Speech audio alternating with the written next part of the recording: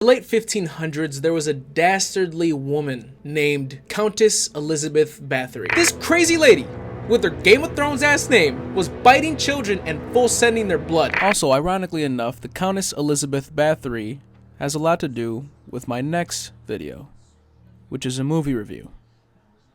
Can you guess the movie?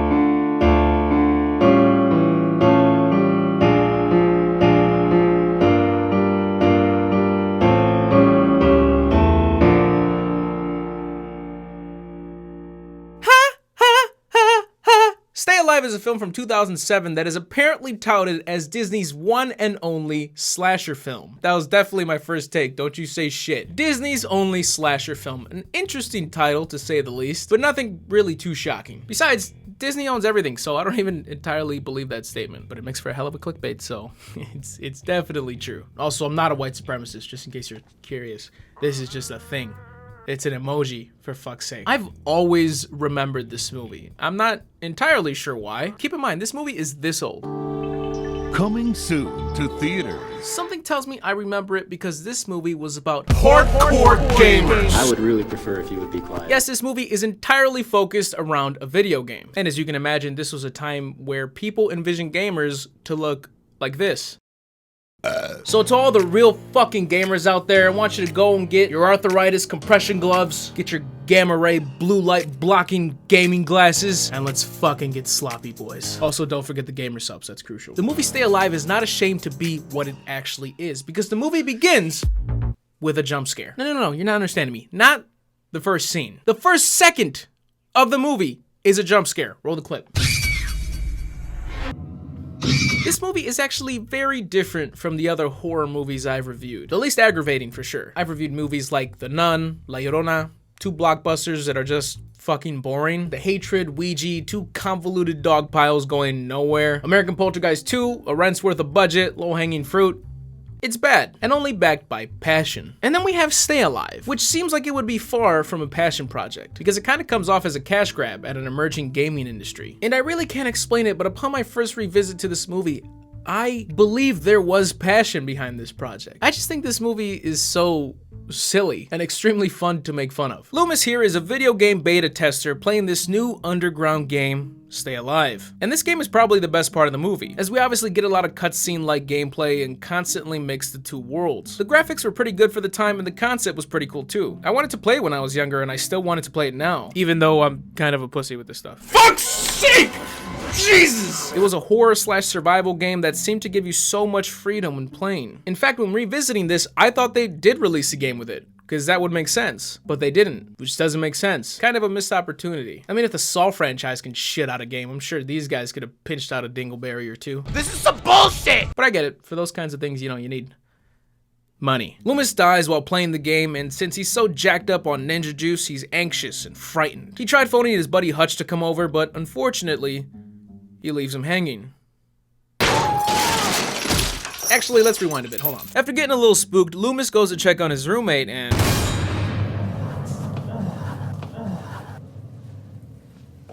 Shit, man, don't you knock? Whoa!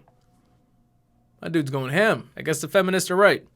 Men are pigs. What the fuck is this? Furry play on a budget? Is this Jigsaw's prequel? Is this what gets you off, lady? Fucking Bebop while he keeps his cock steady? Oink! I had read that the unrated director's cut was the better version of this movie, so I bought it, watched it, and it showed this guy's bare ass for a few seconds. That's literally the only difference in the two cuts. Don't bother watching it for yourself or trying to do any research, trust me. And the theatrical cut is so baffling to me because it leaves out so much. Basically vital details, and also small bits that would make certain scenes not seem so abrupt and choppy. Granted, there are some scenes that, yes, should have never existed. Oh shit.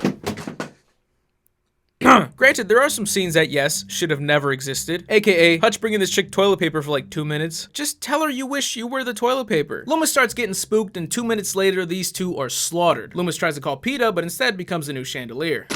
And dies the same exact way he died in the game. Back to Hutch, who has a generic-ass job with a boss who is also a hardcore gamer. Did you take care of the Moreno report? I was just about to. This is April Wood, who is a very important person to my life. She's my ex-girlfriend of many, many years, and she was really great in the part.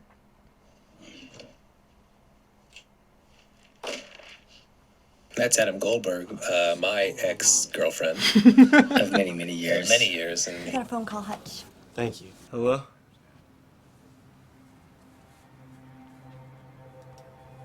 What? Hutch is at the funeral and TMZ over here is taking snapshots for the forums on best score. But she's cute, so it's okay. However,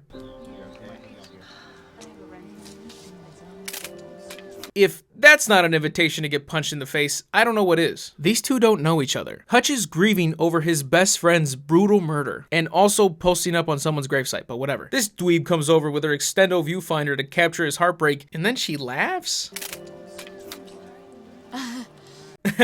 Aren't I quirky? Dead friends, am I right? Can't live with them, have to live without them. My name's Abigail.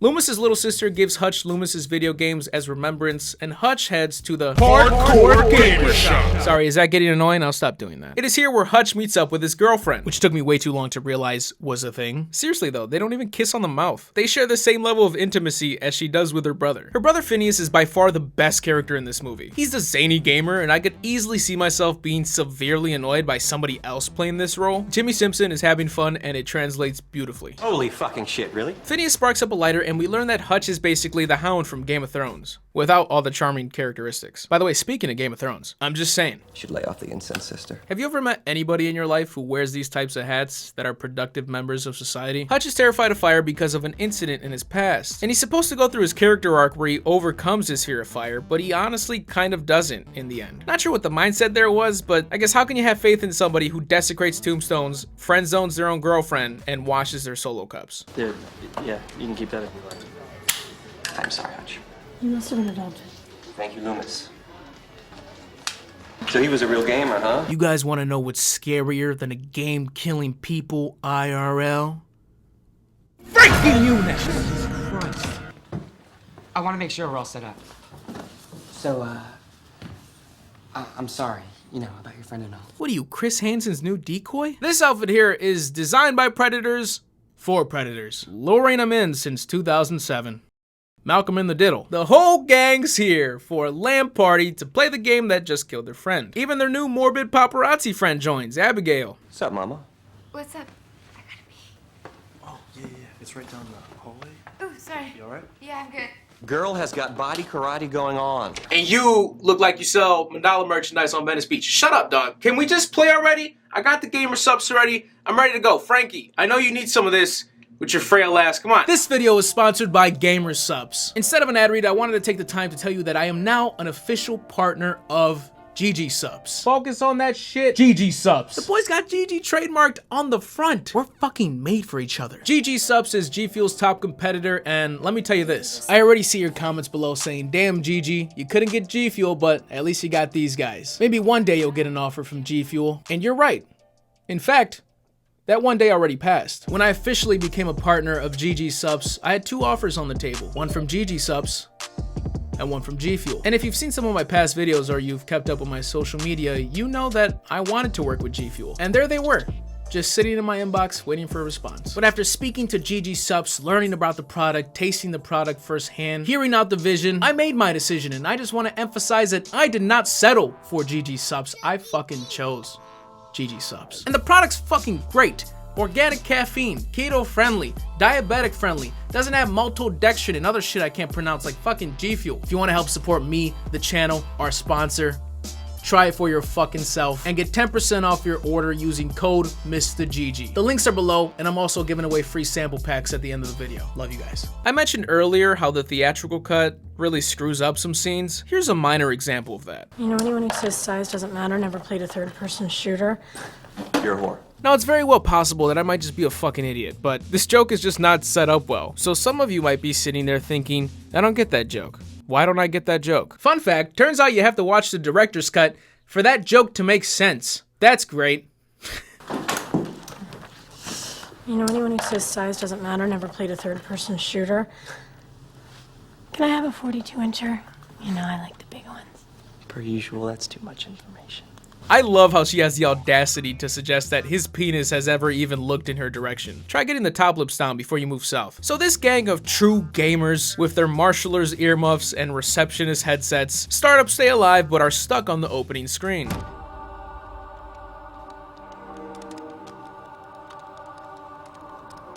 She's a stubborn thing, isn't letting me get to the game. Maybe you're supposed to read that prayer right there. Just that. Voice activated? No way. That's next generation technology. Hey Siri, tell Frankie Muniz he was right. Did you mean Frank? No.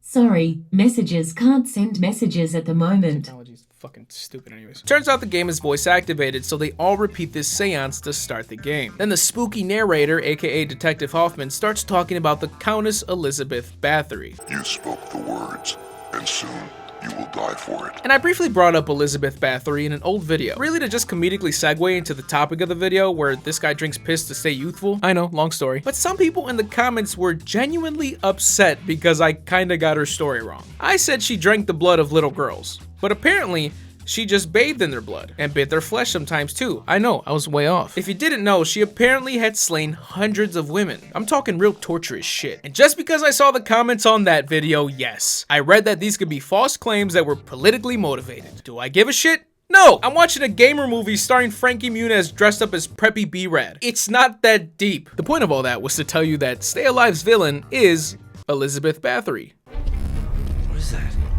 Oh. You guys feel that? Hell yeah, feel it in my pants, man. Once again, Phineas is the only break we get from these things on the couch. I mean, Hutch, our main character, really has no defining characteristics. He's really just the glue that brings everybody together to die. Frankie's the geek, Hat Guy's the goofball, these two women are women, and one's a gamer. So the point of the game is to discover the secret in this house and stay alive. Kill what you can and use roses to protect yourself from the dead. How about somebody do something, Swink? No, I'm good. How do you kill her? She's already dead. Look out!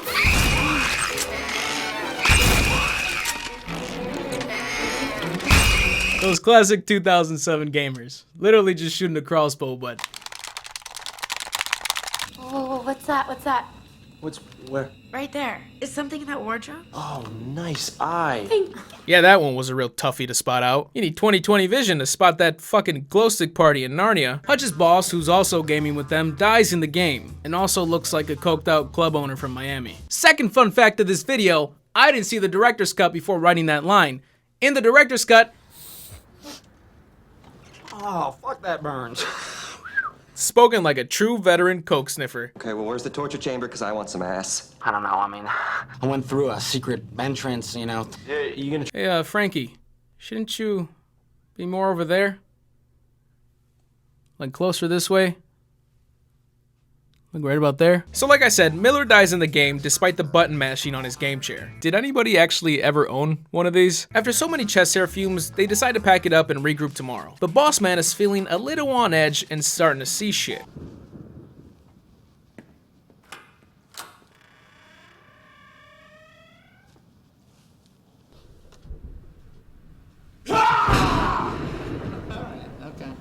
I love shit like that. That was funny. Trying to beat your chest and outspook the unknown. 2 sins taken off. So even though Adam Goldberg can be a very talented comedic actor and honestly a massive lob for this movie's monotony with their less interesting characters, they kill him off.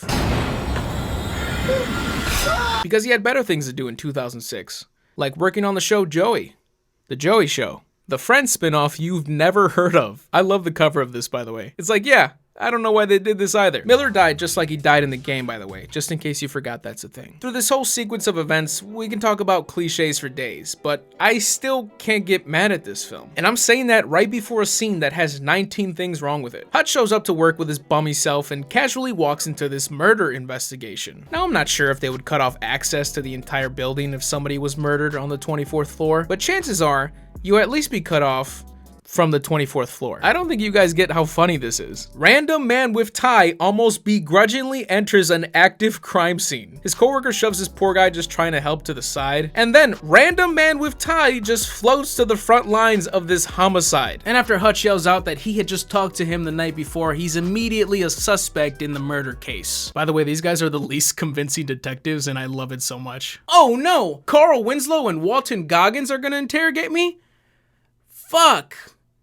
I'm screwed. Don't you shut the fuck up. Also, adding to my how the hell are these two dating question, Hutch's girlfriend sparks up her lighter just a foot away from Hutch because I guess she forgot he has PTSD. Hutch begins to think that the murders are linked with the game, so he rushes back to the gamer cafe just in case. Finn, oh my god.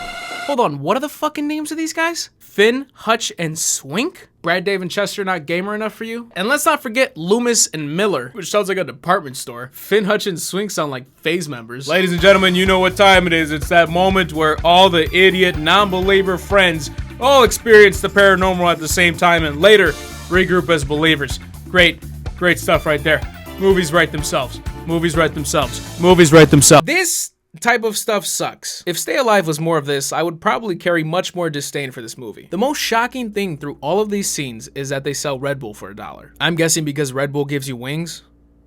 Like an angel? It kills you is what I'm trying to say. Unlike gamer subs, 10% off, code Mista-GG, all one word. Here's another fan favorite. When fucking Joe Schmo becomes a hacker overnight. This scene was so boring that the crew was like, let's throw this shit in here. Yeah, that's good. This did not age well. Also, I don't know if the version I bought of this movie has been tampered with at all, but I keep getting these weird audio drops where the audio just gets abruptly cut off. It sounds like how the background noise sounds in some of my skits. The movie's perfectly watchable, but you don't need to be wearing one of these to hear the audio fuck-ups throughout.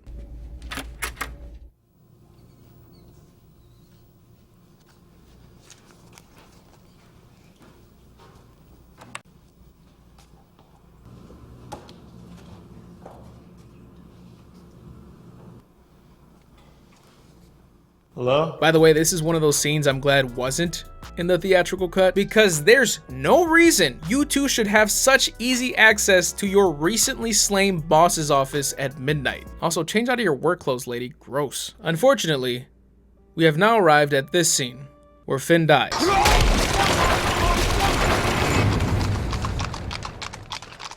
These Old Town Road memes are really getting out of hand. The editing choices for the remainder of this scene are jarring. There's multiple cuts through Finn's sister discovering that her brother is dead, and it makes this scene so incredibly choppy and comical. But I don't want to keep shitting on Stay Alive from a technical standpoint, because obviously not their strong suit. But,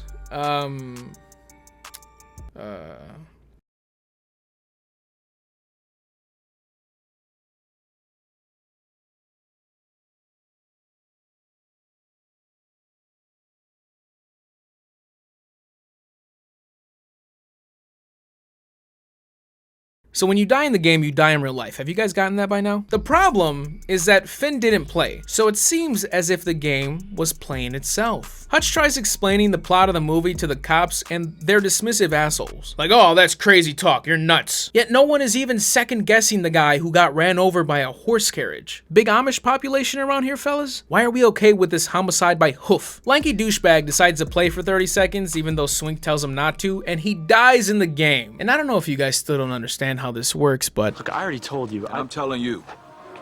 Friend or no friend, game or no game. Next time I see you on a crime scene, I'm gonna be forced to take you in. You feel me? I wonder how you would feel if that was your friend under that sheet. damn it, detective, can't you see that family matters? Why did you have to bring that game into our lives, Hutch? Why? Bitch, your brother was the one dying to play it. Bazinga. It was really his fault. And if you're gonna try to disperse the blame, Loomis's little sister gave Hutch the game to begin with. That's just really stupendous. I know it, we all know it. Link. Something's happening, something bad. Link, shut the hell up! Frankie Muniz reaction shots are what I live for. So Slenderman goes to his local video game store to learn more about Stay Alive. Let me guess. Your wife and kids are driving you nuts. You look like you're from that 80s show. Anyways, none of this matters. Longman dies.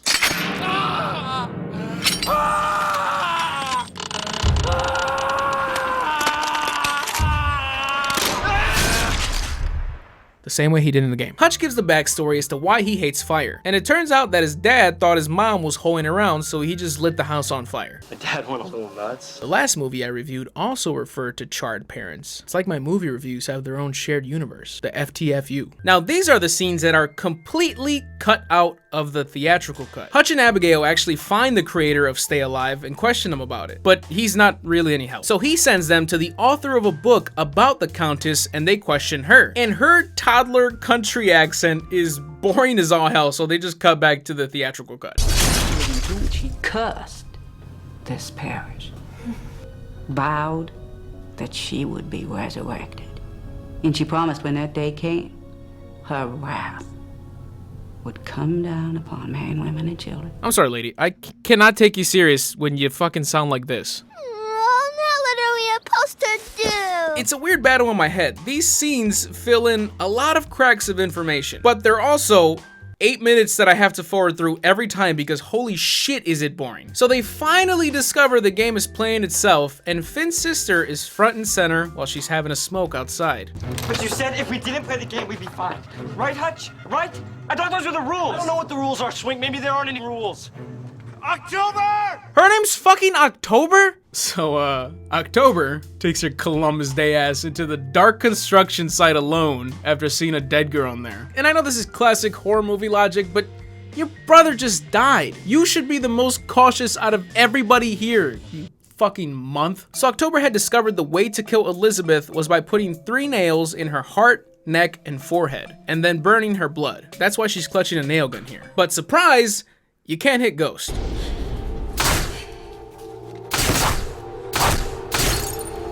Some of you didn't bop channelers at Pokemon Tower and it shows. I'm not gonna say this movie is a jump scare fest, but it definitely has the most unique lineup of jump scares.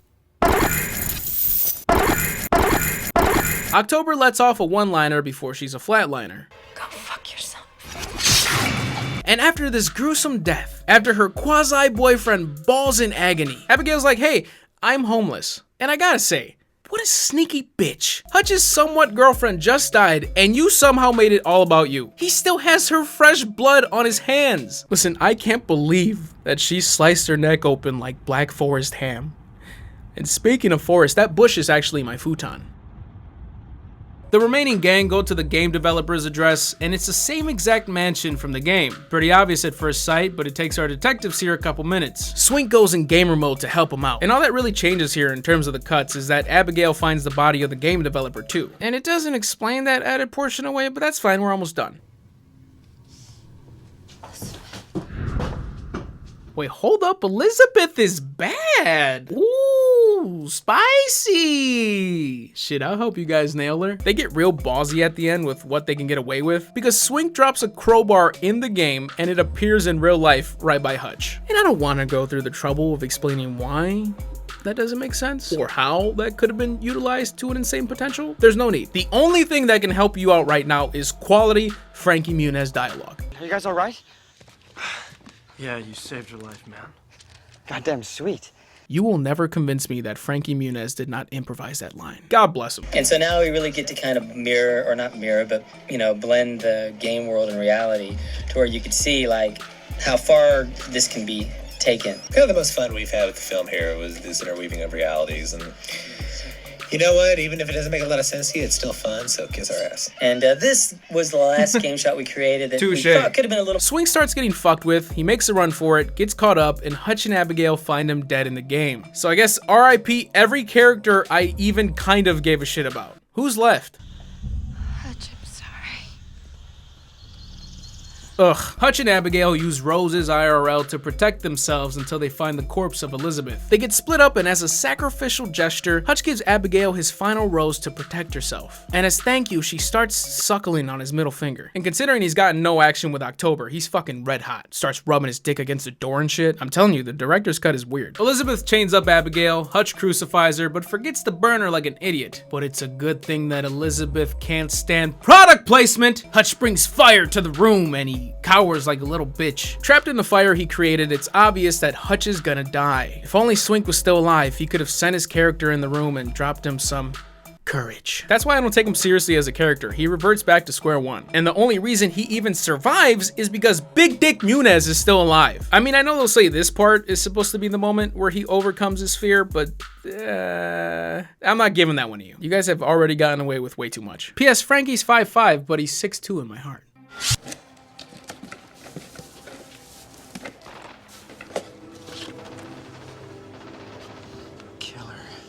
Oh, you actually gave this guy another scene? He gets a shipment of Stay Alive games at the end of the movie, and now everybody is gonna repeat that seance and everybody's gonna die. This guy's name is Fidget, by the way.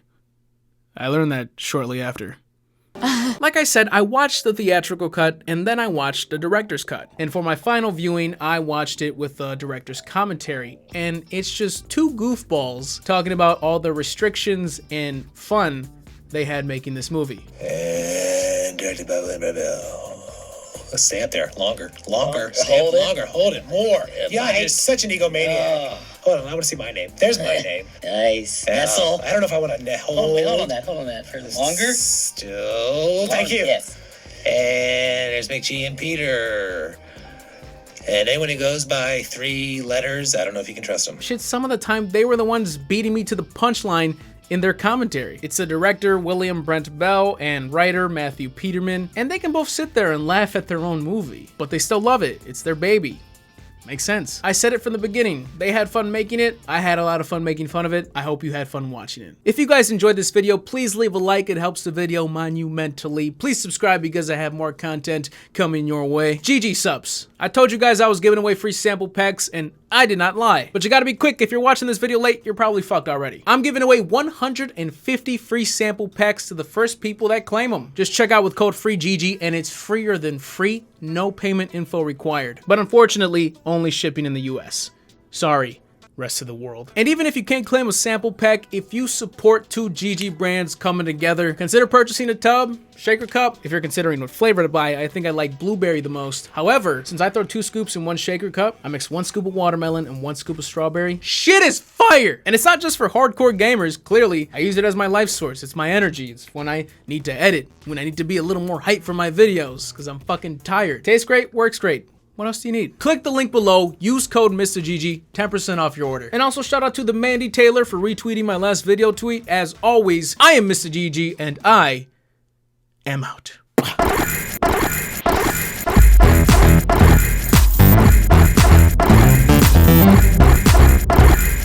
Goddamn sweet. Goddamn sweet. Goddamn sweet. Code Mista-GG. Next level.